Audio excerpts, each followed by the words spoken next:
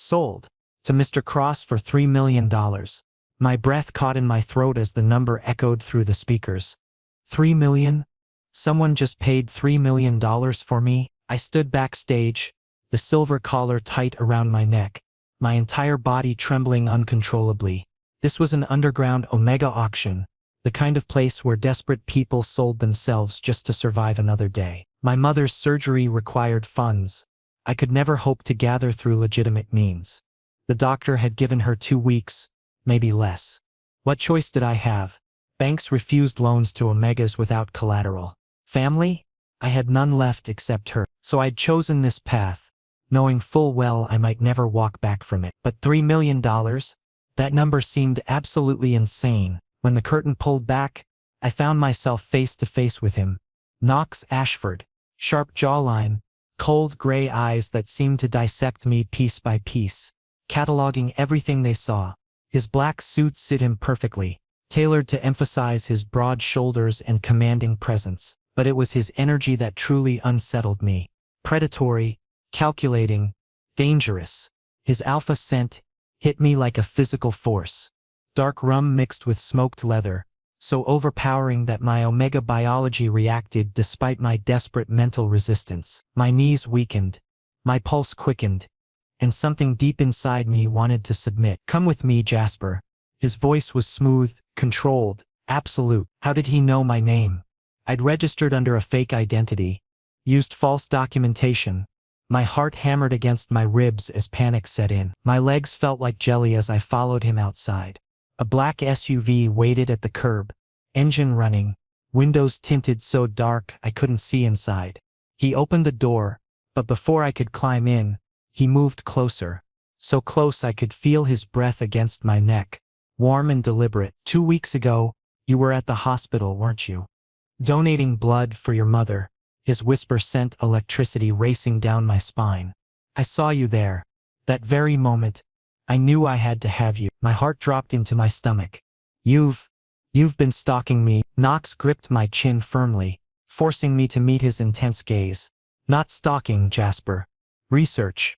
When I want something, I make it my business to know everything about it first. This man was insane. Completely obsessed.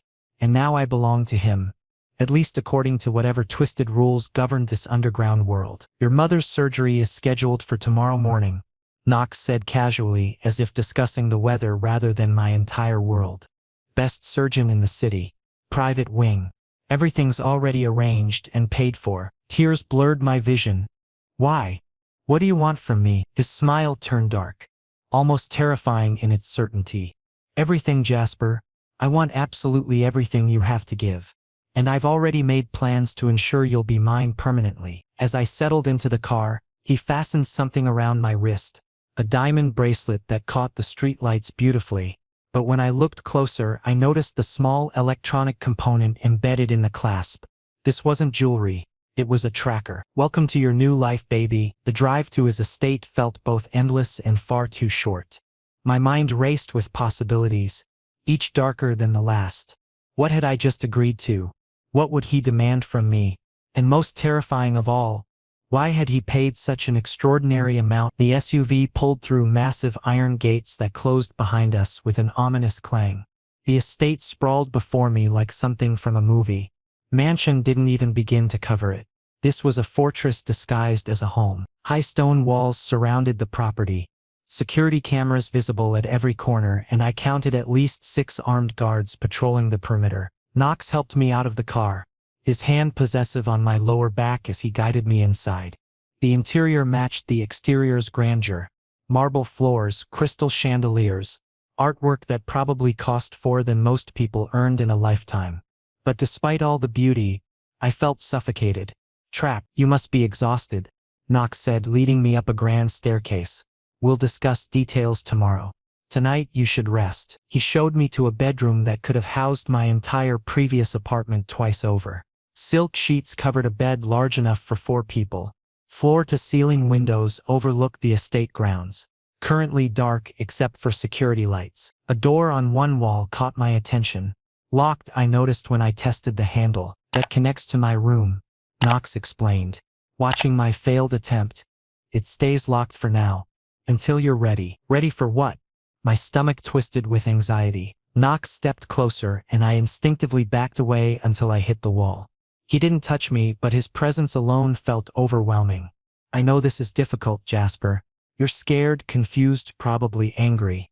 That's understandable. But I need you to understand something important. I didn't pay $3 million on a whim. You're not some temporary amusement I'll discard when I get bored. Then what am I?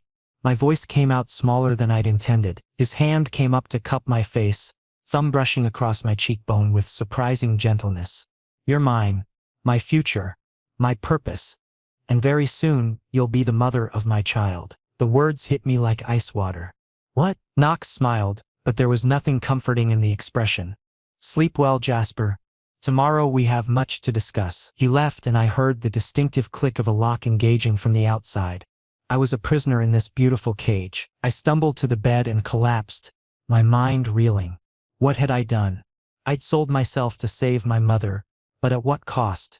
Knox Ashford wasn't just buying a companion or even a lover. He wanted something far more permanent, far more binding. My hand unconsciously moved to my flat stomach. A child. He expected me to carry his child. The tracker around my wrist caught the moonlight streaming through the windows, glittering mockingly. I tried to remove it, but the clasp required some kind of electronic key. Of course. Knox thought of everything. Tears finally came, hot and bitter as the full weight of my situation crashed down on me. My mother would live, Knox would make sure of that. But what would I become in the process? What parts of myself would I have to sacrifice? I pulled the expensive silk sheets around me, seeking comfort they couldn't provide. Tomorrow would bring answers I wasn't sure I wanted to hear. Tonight I could only lie in the darkness and mourn the freedom I'd just sold for $3 million. This wasn't just the end of my old life.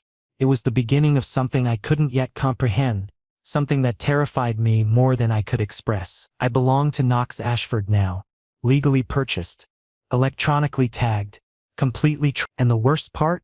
Some small traitorous part of my omega biology had already started responding to his alpha presence, recognizing him as a potential mate despite everything my rational mind screamed in protest. Tomorrow I would learn exactly what Knox expected from his $3 million investment. Tonight, I could only cry. I didn't sleep. How could I, knowing what waited beyond that locked door?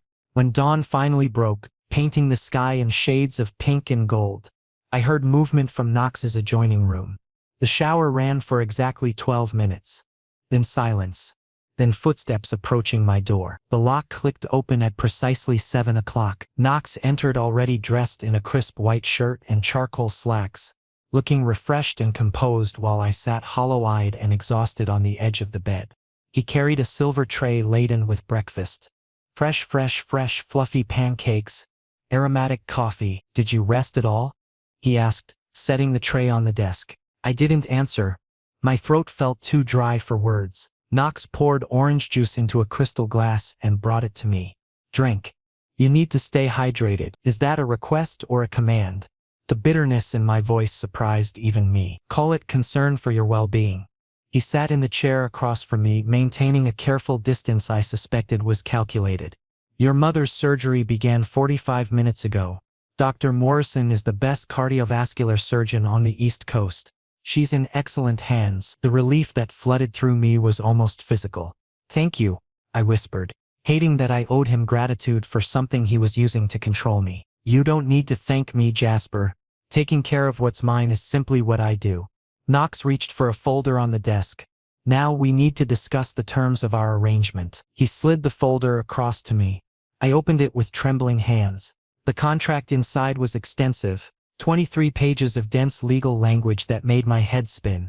But certain clauses jumped out at me, each one more alarming than the last. Party B.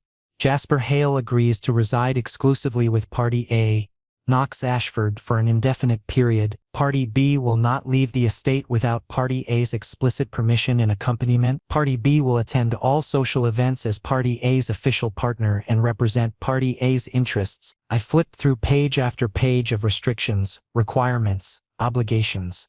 My entire life reduced to contractual clauses.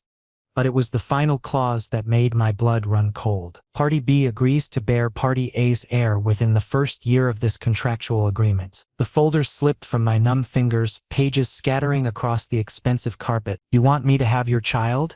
My voice cracked. We've barely spoken. You just bought me yesterday. Knox rose smoothly and gathered the papers, his movements methodical and unhurried.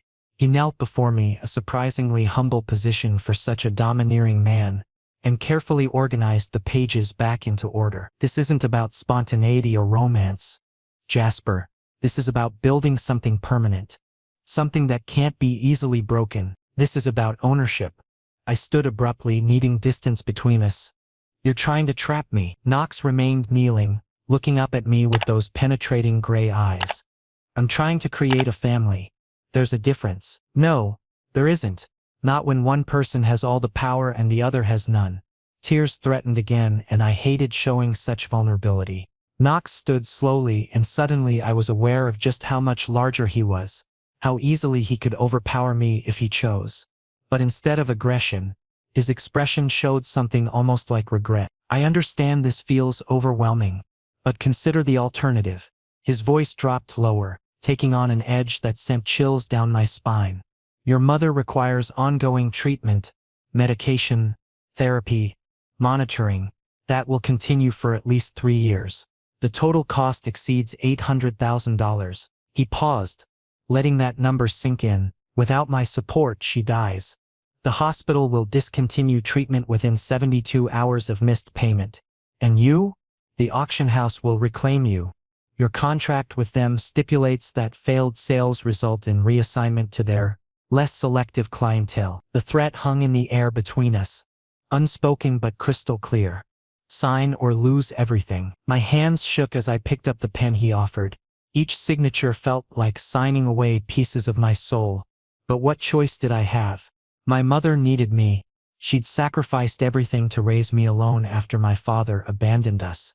How could I abandon her now? When I signed the final page, Knox immediately collected the contract and secured it in his jacket's inner pocket, handling it like precious evidence. Then he did something unexpected. He lifted my hand to his lips and kissed my knuckles, not roughly or demandingly, but with a gentleness that somehow felt more possessive than violence ever could. Good boy, he murmured against my skin. You've made the right choice. Now you're officially mine. Legally bound. His other hand moved to my stomach, pressing against the flat surface through my shirt. His palm was warm, his touch deliberate. Soon, very soon, my heir will grow here. That child will bind us together in ways that transcend any contract. Biologically, emotionally, permanently. I trembled under his touch, my body betraying me with its response to his alpha presence. Knox led me down the hallway to another room, the master suite he called it. It was even larger than the guest room, dominated by a massive bed draped in midnight blue silk. The windows here overlooked gardens I hadn't seen last night. All geometric precision and controlled beauty. This is your room now, Knox said, leaning against the doorframe with casual confidence. My quarters are through there. He indicated the connecting door, currently standing open to reveal a glimpse of masculine furniture and dark colors. I'll keep it closed until you adjust, until you're comfortable with me. Comfortable? I'd never be comfortable with this situation. Knox read my expression and smiled. Not cruelly but with knowing certainty. Time has a way of changing perspectives, Jasper. Your mind resists now, but your biology recognizes me as your mate. Eventually the two will align. That's not how consent works, I said quietly. Perhaps not in the world you came from, but you're in my world now, and here we play by different rules. He checked his watch. I have business to attend to. Rest. Explore the suite. Familiarize yourself with your new home. Tomorrow we begin your orientation properly. Orientation to what? To being mine. To understanding your role. To accepting your future. Knox's smile widened slightly. Don't worry. I'm an excellent teacher, and you'll find I can be quite patient when properly motivated. He left, closing the door behind him. This time I heard no lock engage, but I knew better than to test my freedom. The tracker on my wrist and the contract in his pocket were all the locks he needed. I sank onto the bed, surrounded by luxury that felt like a beautiful prison. Knox Ashford owned me now. legally, financially, and soon, if he had his way, biologically, and there was absolutely nothing I could do about it. The next week passed in a strange blur of routine and tension. Knox was true to his word about orientation. Each day brought new expectations, new rules, new ways to demonstrate that I belonged to him now. He took me to business dinners where I sat silently at his side, his hand never leaving my lower back in that possessive gesture that told everyone exactly who I was. He personally selected my clothing each morning, designer suits that fit perfectly because he'd somehow obtained my exact measurements. Every meal we shared together, Knox watching my every bite with an intensity that made eating feel like performance. The routine should have been comforting. Instead, it felt like training, like he was molding me into exactly what he wanted. But today, something was wrong. I woke feeling strange, restless in a way I couldn't quite define. My skin felt too sensitive, like I could feel every thread in the sheets beneath me. Heat pulsed through my body in waves. Not quite fever, but definitely not normal. Every piece of clothing felt scratchy and uncomfortable, no matter how soft the fabric actually was. And Knox's scent, which I'd been managing to tolerate, suddenly became intoxicating. Even though he was somewhere else in the house, I could smell traces of him everywhere. Dark rum and smoked leather calling to something primal inside me. No, this couldn't be happening. I stumbled to the bathroom and checked the thermometer. 99.8 degrees Fahrenheit. Slightly elevated but not alarmingly so. Yet my symptoms screamed something far more concerning. These were preheat signs. Unmistakable. Crystal clear. But my heat cycle wasn't due for another 3 weeks. I'd been taking suppressants religiously, just as I always had. What was happening? My eyes landed on the white bottle sitting on the counter, the vitamins Knox had given me just over a week ago. He'd presented them personally, explaining they were specially formulated for omegas, would help keep me healthy and strong. With shaking hands, I picked up the bottle and read the label carefully. Everything seemed normal until I noticed the fine print at the bottom, almost invisible in tiny gray letters. Contains mild hormonal regulators. Hormonal regulators. My heart began racing as I grabbed my phone and searched frantically. The results that populated made my blood run cold. Heat inducers. These vitamins contained carefully calibrated doses of hormones designed to trigger an omega's heat cycle prematurely and sync it with a specific alpha's pheromone signature. Knox had been drugging me. Deliberately, systematically. For over a week, my body went into full panic mode. Cramps began in my lower abdomen. Dull at first, then sharper. Slick production started. Embarrassing and uncontrollable. Every nerve ending in my body seemed to catch fire. Hypersensitive and demanding. I collapsed onto the bed, curling into myself, trying desperately to breathe through the mounting pain. A knock sounded at the door. Jasper? You missed breakfast. Is everything all right? Knox's voice carried that note of concern, but something else lurked beneath it. Anticipation, maybe. Or satisfaction. I'm fine. I lied, but my voice came out breathless and strained. Silence stretched for several heartbeats. Then the distinctive click of the lock disengaging. Knox had used his master key. He stepped inside and froze immediately. His nostrils flared, eyes dilating as he scented the air. Preheat pheromones were apparently unmistakable to alphas. Jasper, his voice dropped an octave. Alpha instincts clearly activating. Your heat is starting. Why is it coming early? I tried to stand to confront him properly, but my legs gave out. Knox moved with startling speed, catching me before I hit the floor and supporting my weight effortlessly. Don't touch me. I struggled weakly, but I had no strength left. Knox guided me back to the bed, then crouched down to eye level. Tell me what's wrong. I threw the vitamin bottle at him. It bounced off his chest and clattered to the floor. Pills scattering everywhere. You've been poisoning me. Heat inducers in my vitamins. You're manipulating my body. Rage and betrayal made my voice shake uncontrollably. Knox picked up the bottle, examined it calmly, then met my eyes. No guilt, no shame, no hesitation whatsoever. Yes, he stated simply. I had those vitamins specially formulated to sync your cycle with my pheromones. Why? Tears streamed down my face. Why would you violate my body like this? Knox cupped my face, his thumbs wiping away tears with maddening gentleness. Because I need you pregnant, Jasper. As soon as possible. Waiting for your natural cycle means months of delay. I don't have that kind of patience. So you took away my choice completely. I tried to pull away from his touch, but his hands were firm. You signed a contract agreeing to bear my child within 1 year. I'm simply expediting the timeline. His expression hardened. This is happening, Jasper. One way or another, under coercion, under blackmail. My arguments sounded desperate even to my own ears. Knox's jaw clenched. Legally binding regardless of your feelings about the circumstances.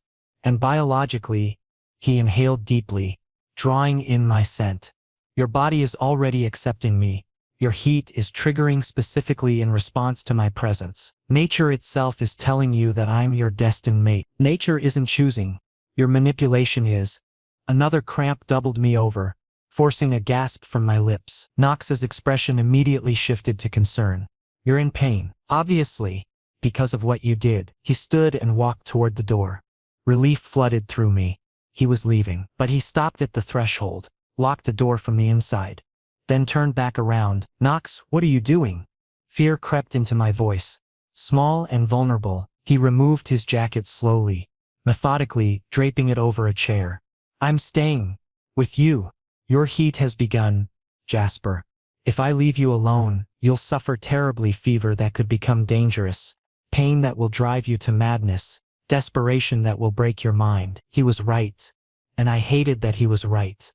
Heat without an alpha was torture for omegas. Or, he continued, removing his cufflinks and placing them carefully on the dresser, you can allow me to help. I can ease your pain, make you comfortable, give your biology exactly what it's crying out for. Tears continued streaming as I realized the trap he'd set. You're stealing my consent, my choice, my autonomy. Knox approached the bed and sat beside me. I won't force you today. I won't touch you without permission. But when your heat peaks, he leaned close, nose trailing along my neck, inhaling deeply and making me shudder involuntarily. When the desperation becomes unbearable and your mind can no longer fight your instincts, you'll beg me yourself. This was crueler than violence. He was weaponizing my own biology against me, waiting patiently for my body to betray my will. And the most terrifying part, I could already feel it happening. My body responded to his proximity despite my mind's screaming protests. The pain lessened slightly just from his nearness. My omega instincts recognized him as the vest to my suffering. Knox gently guided me down onto the bed, then lay beside me, pulling me against his chest. His scent immediately provided relief. The alpha pheromones my heat-addled body craved. I hate you, I whispered against his shirt. I know, Knox replied softly, his hands stroking my hair with surprising tenderness. But your body has already chosen me, Jasper. Your heart will follow eventually. I wanted to argue, to fight, to resist, but I had no energy left. The heat was consuming me, and Knox was the only relief available. He held me tightly, possessively, as if afraid I might somehow escape despite my condition. And the worst part? My treacherous body relaxed into his embrace, seeking comfort even as my heart shattered into pieces. 2 days passed in a haze of fever and desperation. For 48 hours, Knox did nothing but hold me close, protective but never crossing the line I'd drawn with my earlier refusal. He stayed beside me constantly, checking my temperature every few hours, forcing water and electrolyte drinks down my throat when I was too weak to resist, placing cool cloths on my burning forehead when the fever spiked. But my heat only intensified with each passing hour. What started as uncomfortable warmths escalated into scorching agony. The cramps that had been merely painful became absolutely unbearable, doubling me over and wringing gasps from my throat. And that need, the desperate, primal, all-consuming need for an alpha's knot, it was devouring me from the inside out. Knox had known this would happen. He'd planned for it, calculated it down to the last excruciating detail. He was waiting, patiently, cruelly, until I broke completely and begged him myself. On the third night, when I could barely maintain consciousness, my body temperature hovering at 103 degrees, my mind fogged beyond any clear thought, reality blurring into delirium, Knox finally made his move. I felt him shift on the bed through the haze, felt his hands cup my face with surprising gentleness. Jasper, sweetheart, look at me. His voice cut through the fog, anchoring me to something solid. I struggled to open my eyes, Knox's face swam into focus just inches from mine, those intense gray eyes searching my flushed features with an expression I couldn't quite read through the delirium. "Do you want my help?" He asked the question directly, clearly, leaving no room for misunderstanding. "Use your words, Jasper. Tell me what you need from me." My rational mind, what little remained of it, weak and desperate and barely clinging to consciousness, screamed in protest. This was surrender. This was exactly what he'd been manipulating me toward from the very beginning. But my body had different priorities entirely. "Please." The word escaped as barely a whisper, and I hated myself for every syllable. "Please, Knox. I couldn't complete the sentence. Couldn't force out the actual words of begging he wanted to hear. But apparently it was enough. Something flashed in Knox's eyes. Triumph mixed with relief and perhaps unexpectedly genuine tenderness. "I've got you. I'll take care of everything." His voice dropped to that soothing alpha rumble that made my omega instincts sing. What happened that night remained mostly a blur in my memory afterward. I retained only fragments, Knox being surprisingly gentle despite the possessiveness of every touch. Each caress felt claiming, yes, but never painful. He checked in constantly, asking if I was comfortable, if anything hurt, if I needed him to slow down or stop. That gentleness somehow made everything more confusing, more painful on an emotional level I hadn't anticipated, because physically my body existed in a state of pure euphoria. My biology finally got what it had been crying out for. Every omega instinct felt satisfied, complete. But mentally and emotionally, I was shattering into a million pieces. When my heat finally broke on the fourth morning, I woke to find myself still wrapped in Knox's arms, completely bonded. His bite mark decorated my neck, a permanent claiming that was already beginning to heal but would scar forever. A mating mark. Irreversible. Eternal. I studied Knox's sleeping face in the early morning light. He looked peaceful, almost innocent in sleep. But I knew better. This man was a monster wearing the mask of a protector. My hand drifted unconsciously to my stomach. The moment my palm made contact, I felt it, that subtle but unmistakable change. That instinctive knowing that only omegas possessed. Conception had occurred. I knew it with absolute certainty. I was pregnant. Knox's child was already growing inside me. Silent tears tracked down my cheeks as Knox stirred awake. He noticed immediately, his expression shifting to concern. "What's wrong? Are you in pain? Did I hurt you?" The questions came rapid fire, genuine worry evident in his tone. I couldn't speak, could only continue touching my still flat belly. Knox's eyes widened with realization. Then a slow, possessive smile spread across his features. The first genuine smile I'd seen from him. "You can feel it, can't you?" He placed his larger hand over mine, pressing both our palms against my stomach.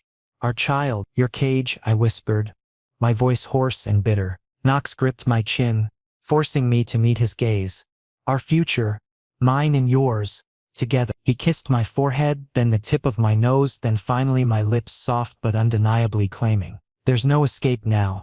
Jasper, you belong to me permanently, legally through the contract, biologically through our bond, and soon." His hand pressed more firmly against my belly in a protective gesture that made my stomach twist. "Through our child, you'll be tied to me emotionally as well. You can never leave me.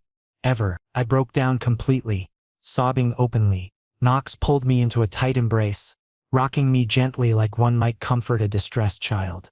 "Shh. I understand this is overwhelming, but I promise I'll take excellent care of both of you. You and our baby will want for nothing." "I despise you," I managed between sobs. "I'm aware," Knox replied, pressing another kiss to my hair. "But I love you, and eventually, you'll love me too." His confidence should have been laughable. Instead, it terrified me, because somewhere deep down, in a place I didn't want to acknowledge, I feared he might actually be right. After the official pregnancy confirmation, blood tests, ultrasound, complete medical verification, Knox underwent a complete transformation. He'd been possessive before, certainly, but now he became utterly obsessive. He refused to leave me alone for even a moment. Important business meetings got canceled if I expressed even the slightest discomfort. He hired a specialized nutritionist who created detailed meal plans for optimal fetal development. A private obstetrician visited the estate weekly for checkups. monitoring every aspect of my health with meticulous care. Prenatal vitamins, strictly controlled diet, carefully supervised exercise routines. Every element of my existence fell under his watchful management. All this care and attention might have seemed loving to an outside observer, but I recognized it for what it truly was: control. Sweet, suffocating, absolute control. I had become his most prized possession, pregnant, mated, completely trapped. 2 months into the pregnancy, after my morning sickness finally subsided enough for me to think clearly again, the full weight of my situation crashed down on me. I couldn't live like this. This golden cage, no matter how luxurious, wasn't a life at all. One afternoon, when Knox left the estate for the first time in 2 months to handle some urgent business crisis he couldn't delegate, my phone vibrated with a message from an unknown number. My phone, which Knox had returned after my escape attempt with the sleeping pills. Though I knew he monitored everything, displayed a message that made my heart race. "Jasper, this is Hunter, your friend from college. I know what Knox has done to you. I can help you escape. Tonight at 11 p.m., East Wing Service Gate. There's a blind spot in the camera coverage. Please come. This might be your only chance." Hunter, my old college friend who'd mysteriously disappeared a year ago. He was alive and willing to help me. My heart pounded with possibility. This was my chance. My opportunity for freedom. But my hand automatically moved to my slightly swollen belly. The baby, Knox's baby, growing inside me. If I ran and Knox caught me and he would catch me, his resources were virtually limitless. The consequences would be devastating. He'd lock me down even tighter. Perhaps take away even the small freedoms I still possessed. All in the name of protecting his unborn child. But staying here felt like a living death. At 10:45 that night, while Knox worked in his study as usual, he typically didn't finish until midnight. I made my decision. I carefully crushed sleeping pills into the wine Knox always drank when working late under stress. Guilt gnawed at me, but desperation proved stronger. He'd been particularly tense today, so I knew he'd drink it. By 11 o'clock, Knox had slumped over his desk, apparently unconscious. I quickly packed a small bag, some clothes, whatever documents I could find, the small amount of cash I'd discovered in a drawer. My hands shook with every movement. My heart hammered so loudly as I crept toward the East Wing that I was certain the guards would hear it. But Hunter had been correct. There was indeed a blind spot in the coverage. Probably left deliberately for staff stocking breaks. Hunter waited there, wearing a dark hoodie, looking nervous. When he spotted me, relief flooded his features. "Jasper, thank God you came. Hurry, my car's just beyond the property line." I grasped his offered hand, salvation finally, and started running. We managed exactly 3 steps. Then came the gunshot, sharp, loud, echoing through the night. Hunter's hand slipped from mine as he collapsed to the ground, blood pooling rapidly from his shoulder. I froze in shock and horror. Then I heard that voice. Cold as winter ice. Deadly as poison. "Did you honestly believe you could drug me and just walk away, Jasper?" "Knox." I turned slowly. Knox emerged from the shadows, gun in hand, still smoking from the shot, and his eyes held nothing. No emotion. No humanity. Just terrifying emptiness. "You drank the wine, the pills," I stammered. "You think I've survived this long by being careless?" Knox's voice could have frozen hell itself. "I taste everything before consuming it. Always. I drank it anyway and pretended to sleep specifically to see what it would do. The entire thing had been a test. And you failed spectacularly, sweetheart." Knox lowered the gun, but his expression remained more dangerous than any weapon. I rushed to Hunter. He was still breathing, taking ragged, painful gasps. "He's going to die. Call an ambulance." Knox grabbed me roughly. All gentleness vanished and yanked me forcefully against him. "He should die for attempting to steal what belongs to me. Please, Knox. Please don't kill him. I'll come back willingly, I swear." I was literally begging. Knox's grip on my arm tightened painfully. "You're already coming back. You never had any other option." He pulled out his phone and dialed. "Send the cleanup crew to the East Wing. We have an injured trespasser. Transport him to the hospital. Treat his wounds, then bring him to me. I'll handle him personally." He wasn't going to kill Hunter immediately, but that phrase, "handle him personally," promised something potentially worse. Knox dragged me forcefully back toward the house. I tried to resist, but pregnancy had sapped my physical strength. Inside, he practically threw me into the living room. I stumbled, barely catching myself on the couch. "You betrayed my trust." Knox's control finally shattered as he shouted, "You put my child at risk. Where exactly did you plan to go? Live on the streets while pregnant? In what condition?" "I just wanted freedom," I shouted back through streaming tears. "This isn't a relationship, Knox. This is imprisonment." Knox's hand flew up. I flinched, expecting violence.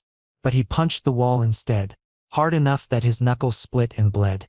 "After everything I've provided, safety, luxury, medical care, and you attempted to run while carrying my child?" He snatched my phone from my pocket, saw Hunter's message, then smashed it against the wall. The device shattered into dozens of pieces. From this moment forward, Knox's voice dropped to that dangerously quiet tone. "You will not leave this house. Ever. Bodyguards will monitor you constantly, even inside. Cameras will be installed in every room, and when that child is born," his hand pressed almost painfully against my belly, "you'll be even more thoroughly bound to me.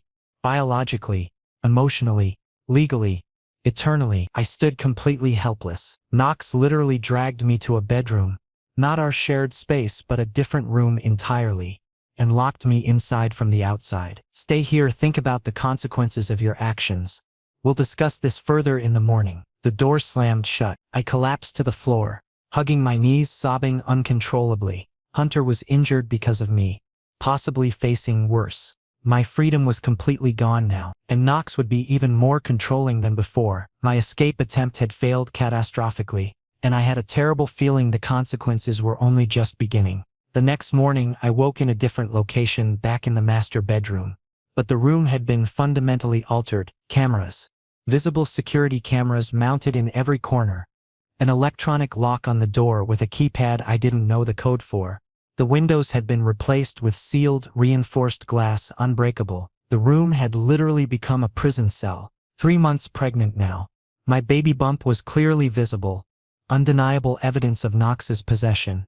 And Knox himself remained physically present constantly, but emotionally, he'd become cold. He spoke to me only about necessities. "Eat this, take your medication. The doctor is arriving shortly."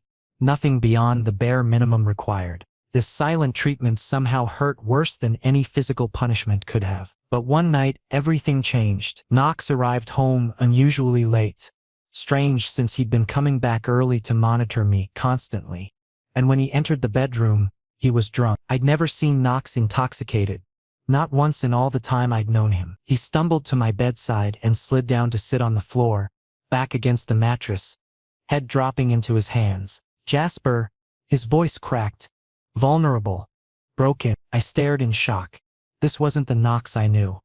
This was someone else entirely. "Why do you hate me so intensely?" he asked without looking up. I remained silent. What could I possibly say? That he trapped me, manipulated me, controlled every aspect of my existence. Knox finally lifted his head to look at me, and I saw tears. Actual tears glistening in those gray eyes under the dim lighting. "I'm fully aware of what I've done. The auction, the contract, manipulating your heat cycle. All of it." He was finally admitting everything. "But Jasper, I cannot lose you." He buried his face in my lap, shoulders shaking. "The first time I saw you in that hospital, you were donating blood for your mother, begging the staff for extra shifts to cover her medical bills. Your compassion, your determination, I became completely obsessed." Knox's confession poured out raw and unfiltered. For the first time in my life, my heart recognized someone I wanted to spend forever with. I remained silent, processing. But I knew if I approached you normally, you'd be terrified. My reputation, my business, who would willingly choose to be with a mafia boss? A killer? A criminal? He exhaled deeply. "I took a shortcut. I seized control. I used completely wrong methods." Knox grabbed my hand desperately. "But now I can't survive without you, Jasper. This baby," he touched my belly gently, "isn't just about binding you to me. It represents our connection. Proof that I genuinely love you." "Love?" I laughed, bitter and broken. "This is obsession, Knox. Control, not love." Pain flashed across Knox's features. Then teach me. Show me how to love properly, without the control. This was completely unexpected. If you genuinely love me, I said boldly despite my shaking voice, then release me. Let me choose freely. If I return of my own volition, then your love might actually be real. Knox went completely still, processing. Then slowly he released my hand. All right, he said, voice thick with emotion. 3 months. After the baby is safely delivered, I'll give you a choice. Stay with me, or leave. Completely your decision. But his voice broke entirely. If you choose to leave, I'll never force you back. Never. Was this promise genuine? Or just another manipulation? The next morning when I woke, the bedroom door stood unlocked. A new phone sat on the table. The cameras remained installed but appeared to be switched off. A note from Knox lay beside the phone. You wanted freedom. Here's what I can give. Partial but genuine. I'm learning to trust you.